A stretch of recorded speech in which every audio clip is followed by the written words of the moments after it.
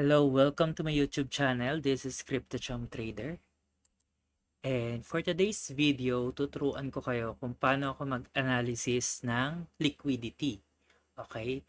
Pero more on practice lang to kasi bababa tayo ng 1 minute para malaman natin kung paano nagmo-move yung market. Very important na ma-practice nyo to dahil kung ano yung ginagawa niya sa lower time frame, ganun din yung ginagawa niya sa higher time frame, which is mas matagal lang yung time range. Okay?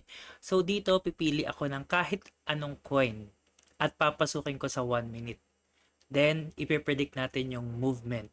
Take note 1 minute to. So, pwede ka magkamali kasi parang scalper din to. Pero, majority ng prediction mo, malalaman mo sa lower time frame.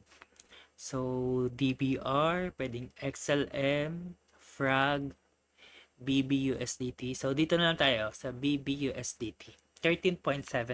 So, search natin siya sa TradingView. By the way, this is cryptobubbles.net. Makikita mo dyan kung ano yung mga coin na pinakamalaking negative or positive on a daily basis, day. Pwede rin sa R. Okay, yan. PRCL, CPOOL, ETFI. So, yon. Nakuha natin BBUSDT. So, search natin BBUSDT.P.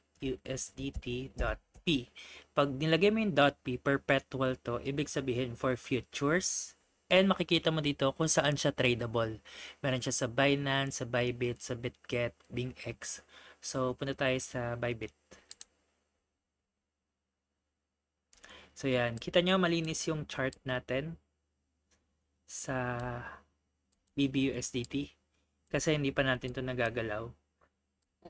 Pero makikita nyo dito kung paano nagmo-move yung market. Pataas. Okay, uptrending. So, tingnan natin sa 1 minute kung bibigyan niya tayo ng structure. Kasi medyo mahirap to. Okay. So, or iba na lang. Kuha pa ako ng isa. Wait lang.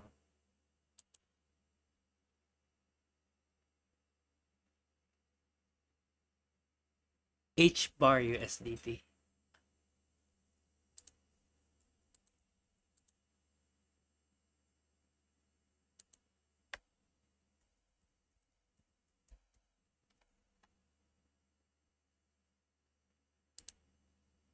Hedera. Okay. So, pwede to si Hedera. 1 minute.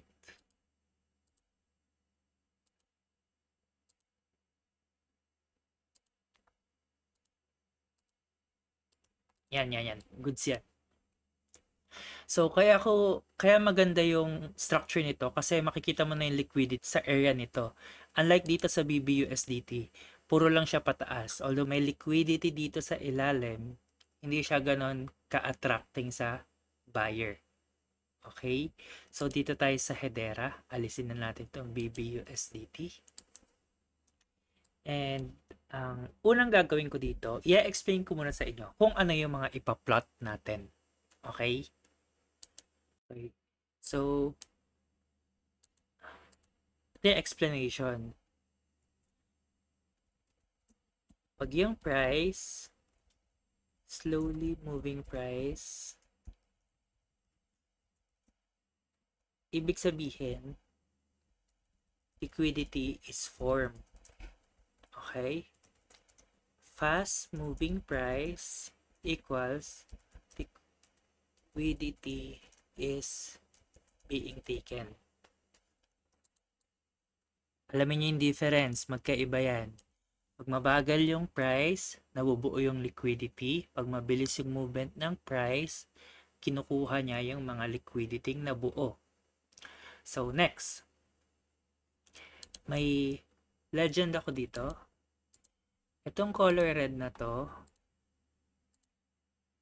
gawin natin siyang red.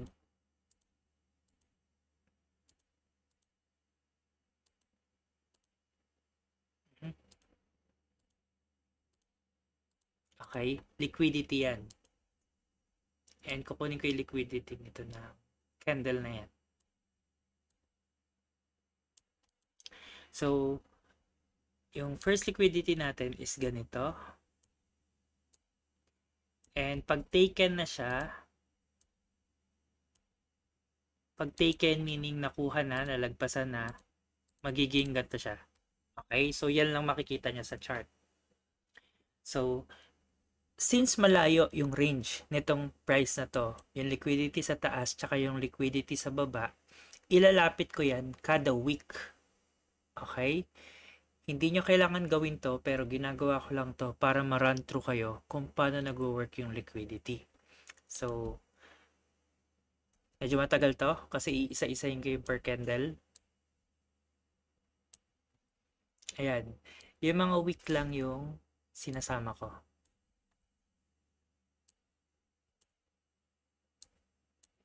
Week kahit yung low ng candle. So, ipapakita ko sa inyo dito.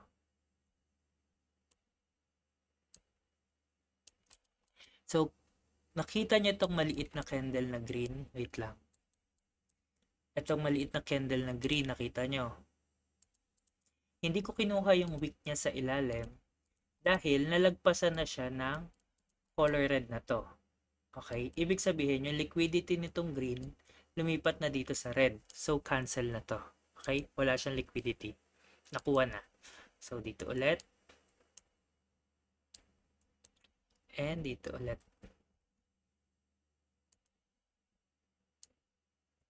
Okay. By the way, ito napansin nyo? Lahat ng liquidity dito, dyan, lahat yan. Tanggal na yan, okay? Kasi, nababaan na nitong market na to. So, nandito na yung present liquidity. So, sweep na dapat itong area na to.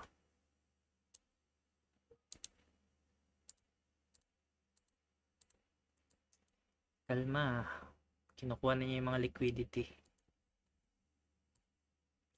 Okay. So, by the way, kinuha na kasi ng market. Pero, hayaan lang natin. Then, doon naman tayo sa taas. Yung pinaka-high, tapos yung next. So, automatic, hindi mo na isasama tong liquidity na to kasi nataasan na siya ng previous. Ito. Okay, nalagpasan na siya ng previous. So, yung liquidity na transfer na dito. Hindi mo na rin isasama yung mga nandito sa ilalim dahil tumaas na tong market na to. So, andyan yung recent or newly printed liquidity. Okay. Then, susunod-sunurin ko lang yan pababa. Lahat ng highs or closing ng candle. Ito.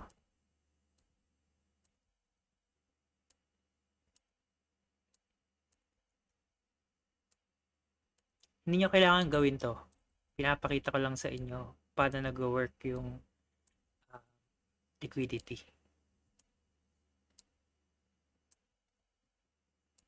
Mas madali kasi makita pag nakikita nyo yung lines na pwede nyang isweep.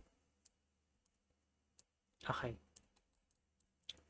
So, aalisin ko tong mga red na ganyan dahil na-sweep na yan ng market. Pag sinabi na sweep, nalagpasan na. Okay, pwede ko siyang i-delete or pwede ko siyang gawin ganito.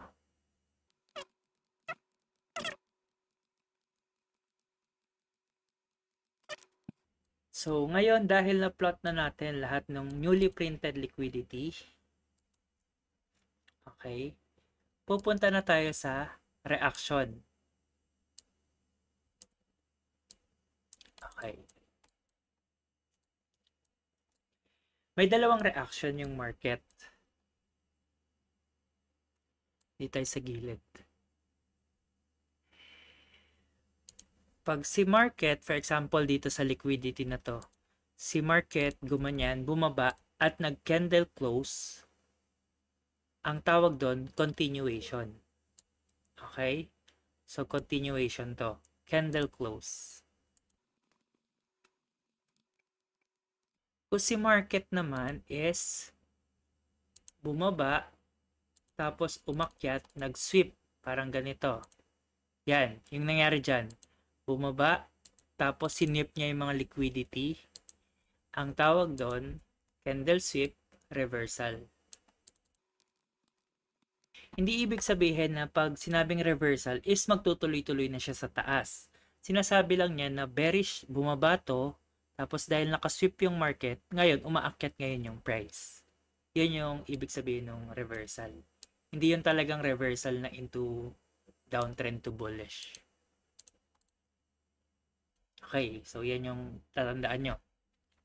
So mapapansin nyo, may liquidity tayo dito, dalawa na na-sweep, yung X, binabaan ng market. Yan, na-take na yung liquidity. Ano yung nangyari dito?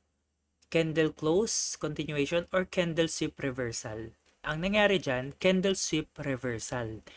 Pag sinabing sweep, binabaan lang niya yung liquidity, tapos nag-reverse siya pabalik sa taas. Okay? So, I hope nagigets nyo. So, sample, tingnan mo tong candle na to. Kinuha lang niya tong liquidity na to, yan, yung hinahawakan ko, tapos bumaba na siya pabalik.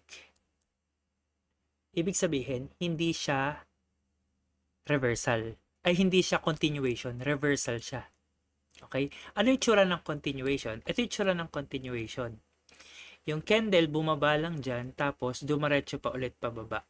Nilagpasan niya. Yan, dire-diretso lang siya pababa. Nag-candle close and continuation. Following. So, ano yung importance ng nalaman mo to, pati yung mga liquidity niya sa ilalim? Makikita mo na yung liquidity sa taas, sobrang dami compared dito sa baba. Although downtrending yung market, pero meron siyang capture dito sa taas. And since marami liquidity dito sa taas, alam mo na yung pwedeng gawin ng market dyan. It's either dire-diretsuhin niya yung pataas as candle close, tapos continuation, or isweep niya yan ng sabay-sabay. Kumbaga, umangat siya dyan, anywhere dyan, tapos bumalik siya dito pababa. Gets? So, dito sa mga liquidity, hindi mo alam kung saan si market pwede mag-reverse. Pwedeng dito na. Pwedeng kunin niya pa to. Pero dyan mo malalaman kung nasan yung mga opportunity na si market is pwedeng mag-reverse. Kaya hindi siya random na tumatapik lang dyan tapos bababa. May tinatapik siyang liquidity. So, gaya nito, taken, sweep, okay, gaya nito, sweep din. Then, yung liquidity is na-transfer na dun sa high ng candle. Okay, napupuno yan hanggat iniiwan niya yung price. Sana nakakasunod talaga kayo.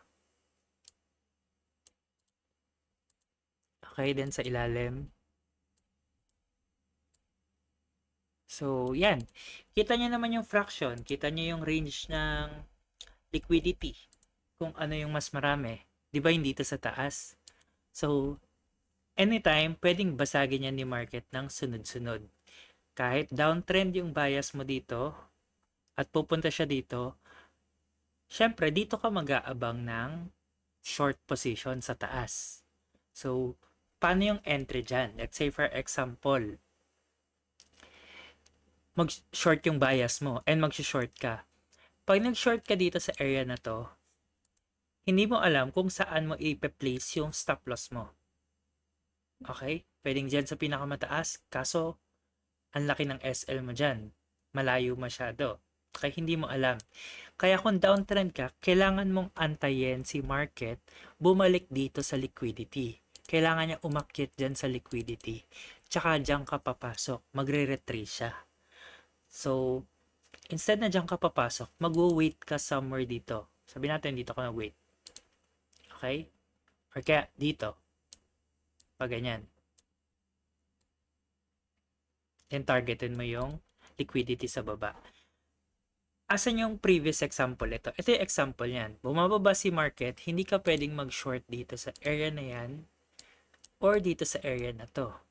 Kasi si market, nagre-retrace pabalik pataas. So, ganito yung movement niya. Ulit. Yan. So, down, tas up ulit, tapos down, tas supposed to be may up pa yan dyan, tapos tsaka siya magko-continue ng down. So, marami ka ng confirmation. Yung structure, yung liquidity sa taas, and yung dito sa movement niya.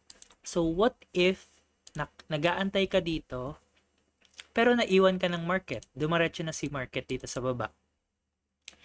Okay lang yon na maiwan ka kesa ma-SL ka kung nilapit mo dyan yung entry mo. Okay? Ginanyan mo yung entry mo. Mas okay nang naiwan ka kesa risky yung position or ma-SL ka dahil kukunin niya tong mga liquidity. So, yan, since iniisa-isa niya yung liquidity sa baba, lahat ng iniwan niya sa taas is magpo-form ng kanya-kanyang liquidity. Kada high ng previous candle. Per candle yan. Kasi retailer will try to position sa mga highs and lows ng market. Okay? So, yan na. Kita niyo tong ilalim. Watch this. Pag bumaba dyan yung market, pwede niyang isweep yan ng ganito. Sabay reaction pataas. Pero pag bumaba dyan yung market ng red, tapos dinaretso niyang closer, dadiretso yan pababa. Okay? Watch nyo. So lang tignan nyo yung dalawang to. Yung red or yung blue. Yung blue, re-react pataas. Yung red, dire-diretso pababa. Pag sinabing closer, kailangan bumaba yung candle na red na nag-close. Ayan yung countdown. Dahil nasa 1 minute tayo, yan, 30 seconds, 29, 28. Yan yung countdown. 6 seconds. Yan, nakikita niyo naman yung candle. So, additional na lang pag marunong kayong mag-candlestick psychology kasi nababasa talaga yan. Yan, nagre-react, right? Nagre-react yung candle, nakikita niyo naman. Zoom ko pa. Yan, focus kayo dyan. So, nakuha niya yung liquidity. Nakaangat siya ng konti. Malakas pa rin si seller. Malakas pa rin si seller. Tama, malakas pa rin si seller. So, makikita natin sa next candle. Itutuloy siya ng seller. Pag nakababa ulit dyan si seller sa ilalim, ibig sabihin, na-invalidate niya yung liquidity nitong area na to. So, actually, na-sweep na to.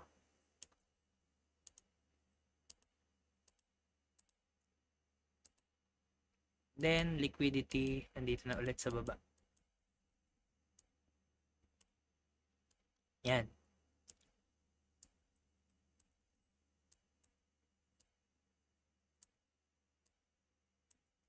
Okay, invalidated na yung liquidity na yon. Binabaan ulit ng seller. So, most likely, ita-take niya tong liquidity na to. And, the more na mas malapit yung liquidity sa previous liquidity yan, yung tatlong yan, kaya ako sinabing may momentum siyang pwedeng gawin. Kasi magkakadikit na sila. Liquidity run tawag doon.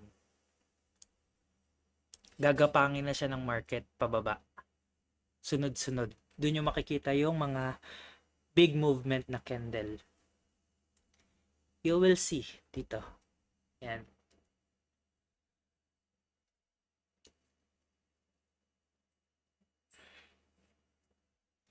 Kaya kulang yung ilang oras pag inaral mo to talaga or pag inupuan mo kasi magalaw yung market.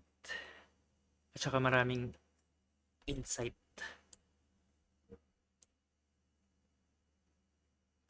Yan. 14 seconds, 13, 12, 11, 10, 9, 8. Magulat ka bigla yung pababa. Kita mo nako-compress yung liquidity. Yan na lang yung range niya. Strong bullish. 8, 7, 6, 5. Yan. Candle closer yan pag hindi yan bumalik. Okay? Yan yung candle closer. May next candle na lalabas ulit. Next candle. Yan, next candle. So, itong green na to, yan yung candle closer. And ano yung sinabi ko sa inyo sa candle closer? Candle close, ibig sabihin, continuation ng candle. Okay, continuation yun ng green candle. Nag-close yung green candle, continuation yung gagawin niya. So, ang magko-continue is color green naman.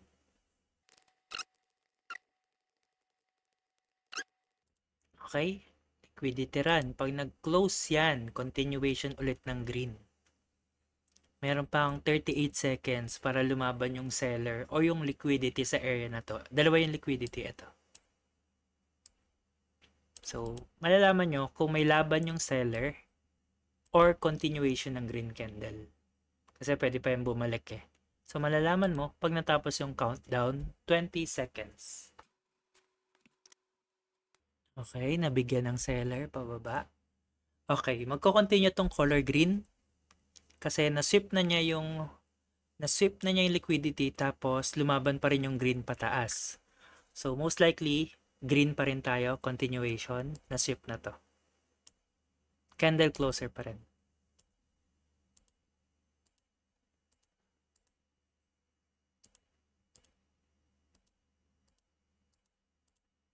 So, waiting tayo dito.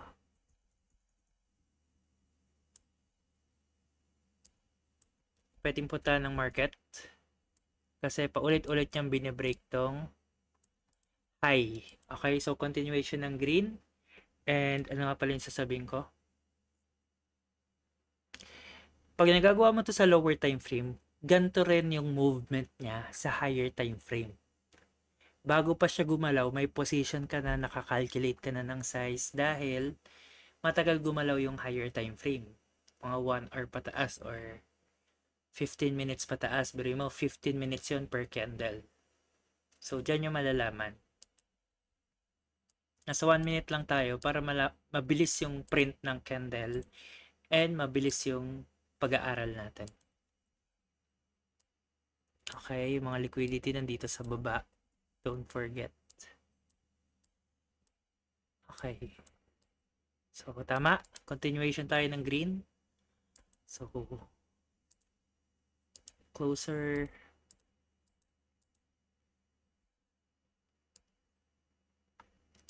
Waiting tayo dito. 21 seconds, 20. Okay. Nag-iiwan pa siya ng liquidity. Malaman nyo naman na babagsak yan pag pinasukan nyo ng next na red candle tapos bumaba dito. Mababasa nyo yan. Observe nyo lang talaga. Okay, nandito yung last. Di ba? Na-invalidate niya si seller. So, be-break pa rin to ng high. Pataas dito. Dahil pumapasok yung seller pero hindi enough kasi lumalaban yung buyer. Buyer yung may control dyan. Kahit nandito na yung liquidity sa ilalim. Okay, sweep na ulit. Kaya magugulat ka, sobrang bilis ng pagkababa niya. Downtrend tayo. Once makuha niya na lahat yan, nag-iipon lang siya. Ayan, iniipon niya yung mga liquidity sa ilalim para isang bagsakan niya yan na kukunin. So, na-sweep na to. So, yan yung sinasabi ko sa inyo na slowly moving price, liquidity is form. Paano na-form yung liquidity? Ayan, nakikita nyo. Konti-konti siyang na-form. Fast moving price, liquidity is being taken. Pag nakita nyo bumagsak to ng sobrang bilis, kinuha niya lahat ng liquidity dito sa area na to. So, makukuha tong high na to. And dito malalaman natin, depende sa movement ng candle na to. Meron pang 9, 8, 7. Malakas tong red pero mas malakas pa rin yung green. Okay. Bullish to. New high ulit. Lalagpasan niya to.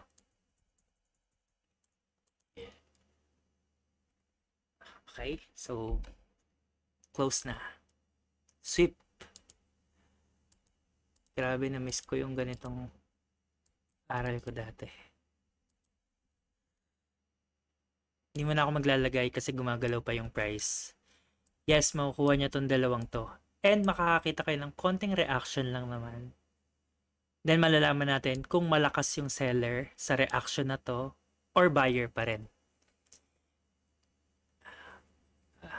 22 seconds. Wait natin mag-candle closer or candle sweep. Pag candle sweep, babalik si green dito sa ilalim. Okay, 12 seconds. 10, 9, 8, 7, 6, 5. Okay. Okay. Pwede pang sweep yan.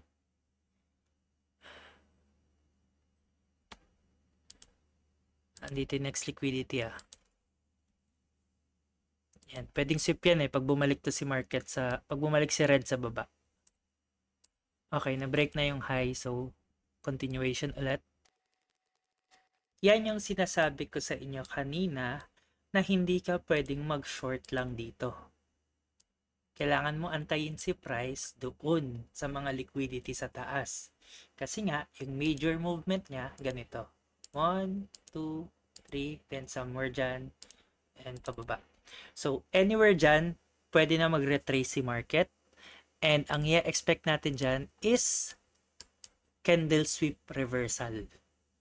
Yan ang hahanapin natin. Okay? And doon na tayo papasok sa confirmation. Ano yung confirmation? Kailangan may reversal siya. May sweep siyang magaganap.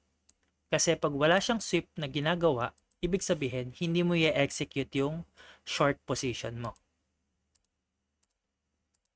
Okay, candle sweep. Kinuha niya ng kinuha yung liquidity. Last na to. Last na tong strong. And hopefully, dyan siya mag-sweep. Kasi pag hindi mo itutuloy yung short position mo. Ibig sabihin, mali tayo ng bias. Yun yung isa sa confirmation. Wala ka nakitang sweep, dinarediretso ng market yung continuation ng green, ibig sabihin, hindi mo itutuloy yung short position. Mali tayo ng bias in the first place. Okay, last na to. Pag dito sa pinaka-high niya, yan, nag-close si market dito sa pinaka-high. Cancel na to, tapos na yung trade, mali yung bias mo, hindi mo nakuha yung short. Mali yung bias ko. Ako nag-bias pala eh. Bias ko yung mali na short. Kaya ito yung last chance natin. Yan. Hopefully ma-sweep niya yan.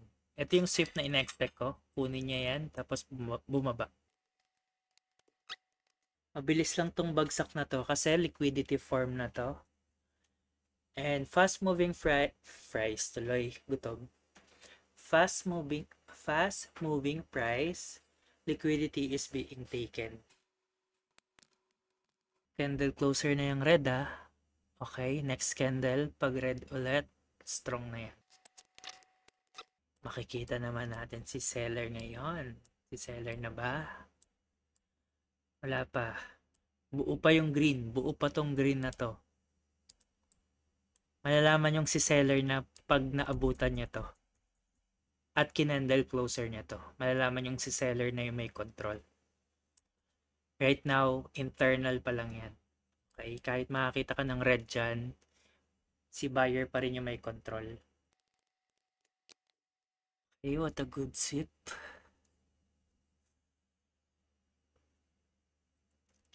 Malaman natin kung valid yung sweep pag natapos yung countdown. 16, 15. Okay. 7, 6, 5, 4, 3, 2, and 1. So, dito closer.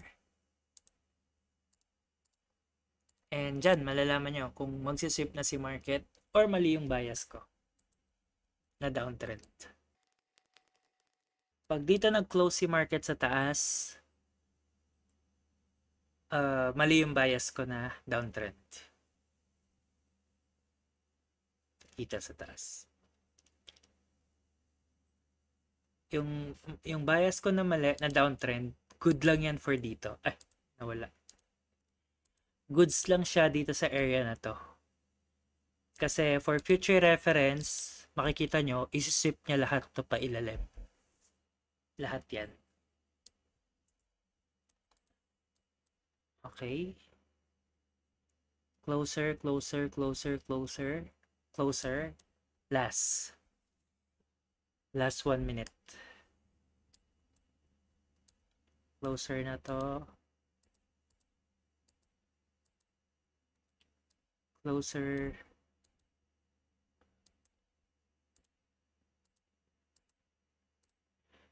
Closer.